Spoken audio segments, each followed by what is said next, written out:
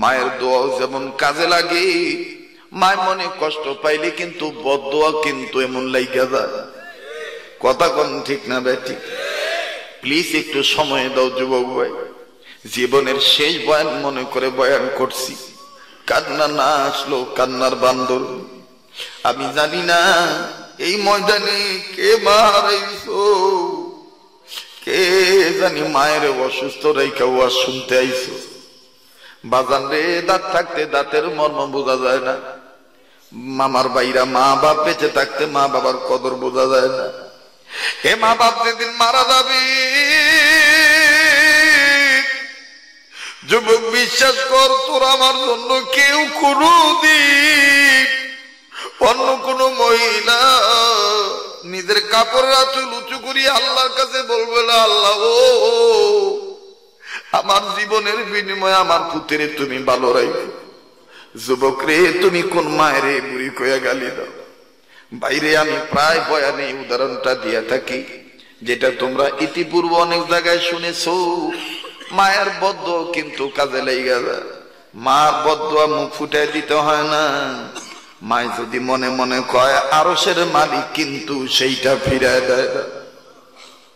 এর বাস্তব উদাহরণে আসি। জীবনের একাধিক সময় জামালপুর, ময়মনসিংহ, শেরপুর বয়ান করতে যাইতাম। এখন তো আল্লাহর মেহেরবানি নারায়ণগঞ্জ, নরসিংদী, গাজীপুর, ঢাকা, মুন্সিগঞ্জ এই 4টা জেলার বাইরে যাইতে হয় না। বাজান, আমার নিজে প্রত্যক্ষদর্শী নিজের বাস্তব ঘটনা বলছি। 6 মাস আগের বন্ধু, প্লিজ কেউ কথা বলবেন না, একটু ডিপলি চিন্তা করো যুবক। দেখো মা যে কত বড় নিয়ামত। বাইরে আমার বন্ধুগণ, এই মহিউদ্দিন খান সাহেবের সাথে আমার পরিচয় হইছে তার মার দুয়ার বরকতে। আমার ভাইরা তাও এই দেশে না, মক্কা মদিনায়। যখন আমি বলেছিলাম ওগো খান সাহেব হুজুর আমার দেখা, বলছে আপনার নাম কি? আমি বলছি আমার নাম ওমো। কয় নাম তো অনেক শুনছি, তবে আমাদের সোনার গা আপনি কোনোদিন যান নাই। ভাই মনে যদি কিছু না নেন, আমার মায় 2টা আটা রুটি বানায় দিছে আর মুরগির গোশত বুনা করে দিছে, আমি খাইতাম। আমি বলছি আপনার মায় যেহেতু বানায় দিছে আমিও একটু শরীক হই।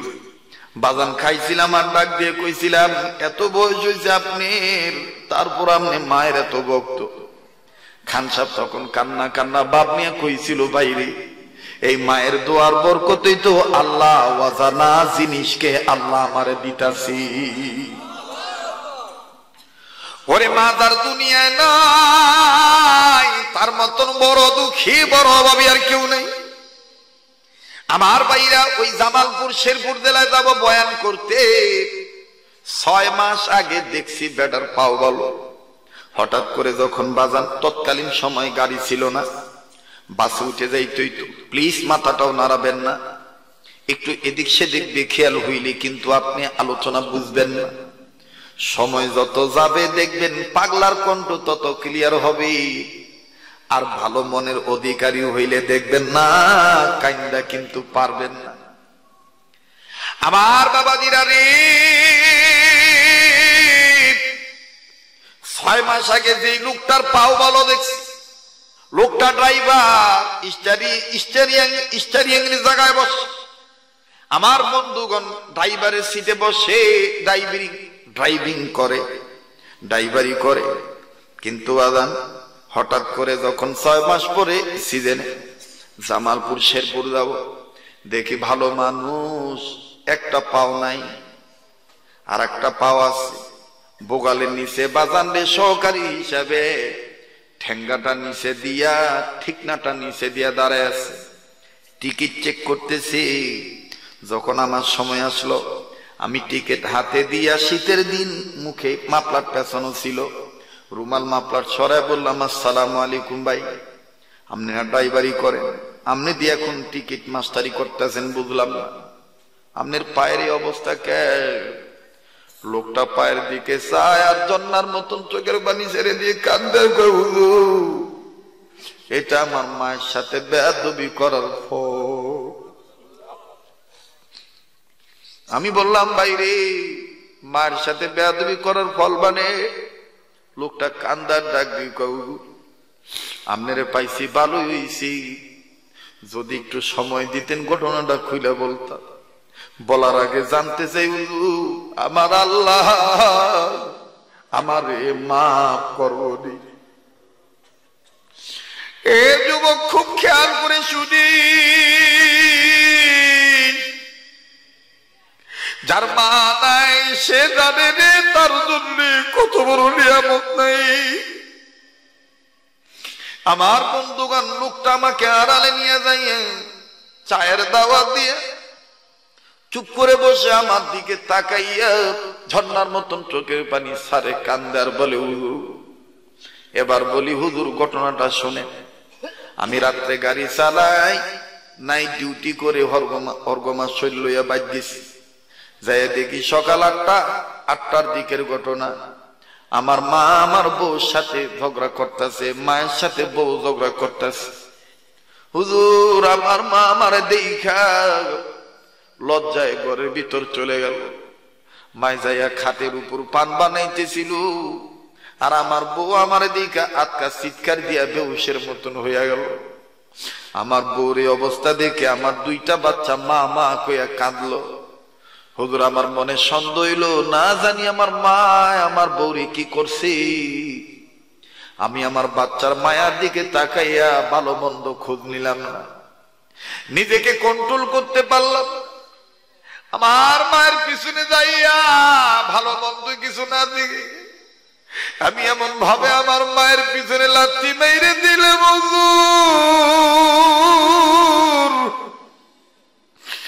আমার মা লাথি খাইয়া খাট থেকে নিচে পড়ে গেল। মায়ের পানের বাটাটা ছিটকে পড়ে গেল। আমার মার চেহারাটা কালো হয়ে গেছে। মা আমার দিকে তাকায় ডাক দিয়ে কয়, তোর পায়ের লাথি খাওয়ার আগে কেন আমার মরণ হইল না?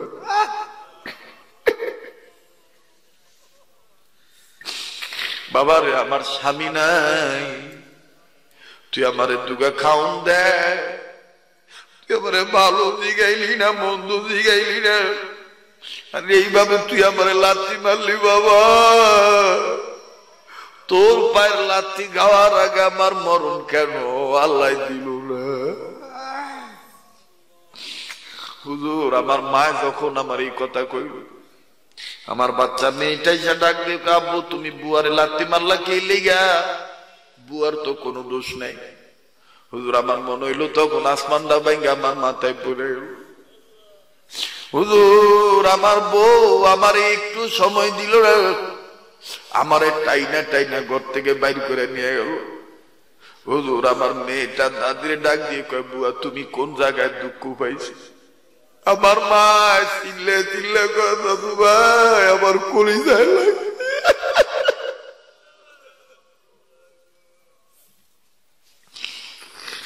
দাদু ভাই আমার কলিজায় লাগছে। হুজুর, আমার বাচ্চা মেয়েটা ক্ষণে তেল লইয়া যায়, ক্ষণে পানি লইয়া যায়। আমার মা ঘরের ভিতরে দাবা দাবি করে আর ডাক দিয়ে, আল্লাহ আমার এই পুতের পায়ের লাথি খাওয়ার আগে আমার মরণ কেন হইল না? এদিক দিয়ে আমার বউ আমার মায়ের কাছে যাইতেই দেয় না। আমার সব চিন্তা ফেল হয়ে গেল। হুজুর, সারাদিন আমি ঠিক মতন খাইতে পারলাম না। হুজুর গো, ইন দি মিন টাইম দিন শেষ হয়ে গেল, নাইট ডিউটির সময় আবার আসলো। আমি মনে মনে সিদ্ধান্ত নিলাম, আমি তো আজকের সময় পাবো না, কালকে মায়ের পাও 2টা ধরে 2টা মাপ নিব। হুজুর, ওইটাই আমার ছিল বড় ভুল। হুজুর, আমি কাউরে না বইলা 7টা গায়ে দিয়ে আমি যখন গাড়ির টিপ নিয়ে নাইট ডিউটিতে আবার বের হয়ে গেল, আমার মায় যে এমন মনে কষ্ট পাইছে আর আল্লাহ এত রাগ হয়েছে। হুজুর, আমি যেই রোডে গাড়ি চালাই দীর্ঘদিন, কয়েক বছর যাবত, কোনোদিন আমার অ্যাক্সিডেন্ট হয় নাই, কিন্তু আজকা দেখি হঠাৎ করে কোথার থেকে যেন একটা পিকআপ আইলো, আমার গাড়ির লগে মুখোমুখি লাইগা গেল। হুজুর কত জনের কত গতি হইল। হুজুর আমার হাত কাটে নাই, মাথা ফাটে নাই, কিন্তু হুজুর আশ্চর্য বিষয় হইল আমি যেই পাউডে দিয়ে মায়ের লাত্তি মারছিলাম, আমার এই পাউটা দুইটা গাড়ির সিপার মধ্যে পইরা গেছে। ওই গাড়ির যাতা, ওই গাড়ির ঠেলায়, ওই গাড়ির ধাক্কায় আমার গাড়ির যে সিটগুলো আছে, এই আমার গাড়ির সামন সাইডে স্টিয়ারিং এর যে লোহাগুলো আছে এগুলো দিয়া আমার পাটা এই সিপার মধ্যে পড়ে গেছে। হুজুর অনেক চেষ্টা করতেছি কিন্তু এই পাটা বার করতে পারি না। হুজুর তখন আমি আমার আল্লাহরে চিৎকার দিয়ে কইছিলাম, আল্লাহ আমারে মাফ কইরা দাও। হুজুর কত লুকাইয়া কইছে, নিচে দিয়া তোমার পা মনে হয় থেতলা গেছে, নিচে দিয়ে তোমার পায়ের রক্তের বন্যা বয়ে গেছে।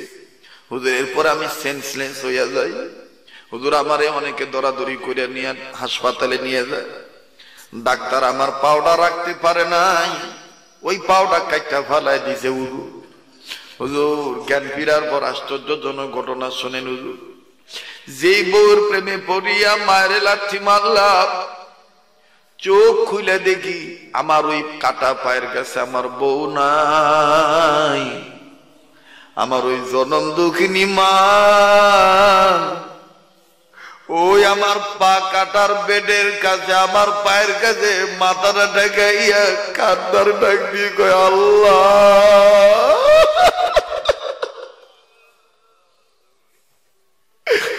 আমি তো তোমারে কই নাই আমার পুত্রে পঙ্গু বানায় দাও। আমার বলাই বোঝে নাই, মাবুদ গো আমার এই পুত যদি মইরা যাইতো, আমি আমারে কে মা কইয়া ডাক দিত। ও আল্লাহ আমার এই পুতের যে এখন পাউডার নাই হয়ে গেল। হুজুর আমি তখন কান্দার ডাক দিই, আল্লাহ আমার বউ আসার সময় পায় নাই, অথচ আমার মা আমার ছোট মামার সহযোগিতা নিয়ে পড়ছে, আর এই মায়ের আমি পাও দিয়া লাত্তি মারছিলাম। হুজুর আমি আমার মায়ের মাথায় হাত দিয়ে টান দিয়ে দিলাম, মা গো আয় আমার বুকে আয়, আমার মাফ করে দে। হুজুর আমার মা আমারে জরে দুইরা কবলে চুমা দিয়ে গো, বাবা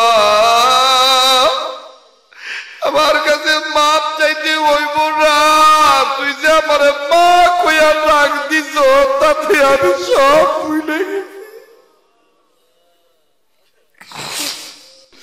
ও ভাই আমি জানি না কার মা দুনিয়ায় নাই, কার বাবা দুনিয়ায় নাই, কারা গো জীবনে অনিচ্ছায় আবার বাইরা মার সাথে ওই মা হয়তো কবর থেকে কান্দার ডাক দি কয়, পুত্রে মা ফেলে গেলি আমরা লাগে একটু কাঁদলি না বাবা। কবরে গিয়া খবর পাইলাম দুনিয়ায় যদি কোন ছেলে মেয়ে বাপ মার জন্য দোয়া করে, ছেলে মেয়ের কান্নার উসিলায় বাপ মার খবর আল্লাহ মা করিয়া দিবে। ও মায়ের পাগলেরা, বাবার পাগলেরা, আমার দিল বলে আজকের ডাক আল্লাহ ফিরায় দিত না। ও আলেমরা, ও তলবেলেমরা, আমি তো নিন্দিত মানুষ, তোমরা তো অনেক ভালো মানুষ। দেখো তো চোখের বাণী পড়েনি, চক্ষু একটু বন্ধ করিয়া দেখো, সব অন্ধকার অন্ধকার। আমার ভাইরা আপন ছেলে না, আপন মেয়ে না, আপন হইল মা বাবা, আপন হইল আমার আল্লাহর নবী। আমার বন্ধুগণ ওই মা বাপ দরদি, ওই মা বাবার দরদি সন্তান হইয়া আমার মাবুদের শিখানো একটা ডাক দেন না আল্লাহকে, একটা ডাক দেন না আল্লাহ যেন মা বাপকে মাফ করিয়া দেয়। বলেন আল্লাহ। এতগুলো মা বাবার সন্তানের মুখে আল্লাহর প্রেমের আওয়াজ নাই। ও গাড়িওয়ালা, ও বাড়িওয়ালা, ও টাকাওয়ালা, ও মাদ্রাসায় পড়নেওয়ালা, আল্লাহর একটু মায়া করে ডাক দেন না, বলেন না আল্লাহ। আরে বলেন না আল্লাহ। ও আল্লাহ তোমার কি মায়া লাগে না আল্লাহ? ও আল্লাহ দেখো না কেমনে আলেমরা তোমার ডাক দেয়। ও আল্লাহ দেখো না কেমনে সাদা দাড়ি লইয়া বুড়ারা তোমার আল্লাহ কইয়া ডাক দেয়। আল্লাহ তোমার নবী বলছে সাদা চুল সাদা দাড়ি লইয়া কোন বুড়া যদি তোমার একবার আল্লাহ কইয়া ডাক দেয়, তুমি নাকি তার ডাকে সাড়া না দিতে লজ্জা পাও, তুমি নাকি তার ডাকে সাড়ায় দাও। আল্লাহ তোমার নবী বলছেন কোন যুবক যদি নিজের ভুল বুঝতে পারিয়া একবার দিল থেকে তোমার আল্লাহ কইয়া ডাক দেয়, তুমি নাকি 70 বার জবাব দিয়া বলো বান্দা কি হইছে কি চাও। আল্লাহ দেখো তোমার গোলামরা কেমনি তোমার আল্লাহ কইয়া ডাক দেয়।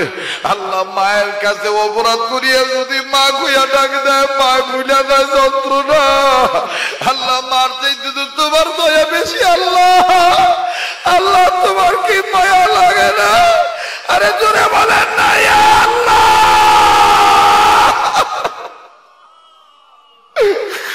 আল্লাহ তোমার কি দয়া লাগে না আল্লাহ? আল্লাহ তোমার কি মায়া লাগে না আল্লাহ? ও আল্লাহ তুমি আমাদেরকে মাফ না করলে আমরা কই যাবো আল্লাহ? আল্লাহ দুনিয়ায় রোগ ভালো না হইলে কত ডাক্তারের কাছে যাই। আল্লাহ দুনিয়ায় এক ফকির এক করে ভিক্ষা না ফেলে আর এক দুয়ারে যায়। তুমি যদি রাগ হয়ে আমাদেরকে খেয়ে দেয় তো আমরা কই যাবো? মায়া লাগে একটা ডাক দেন না, বলেন না আল্লাহ। কেউ জবান বন্ধ রাখবেন না, আল্লাহ রহমত নাজিল হইতেছে। কার মনে কি বেদনা আল্লাহরে ডাক দিয়া বলেন না আল্লাহ আল্লাহ আল্লাহ। আমার ভাইরা আমার বন্ধুগণ, আমি কিছুক্ষণ পরে আপনাদেরকে নিয়ে হাত তুলব। তবে হাত তোলার আগে ওই জনম দুঃখিনী মার কথাটা বলতেছি।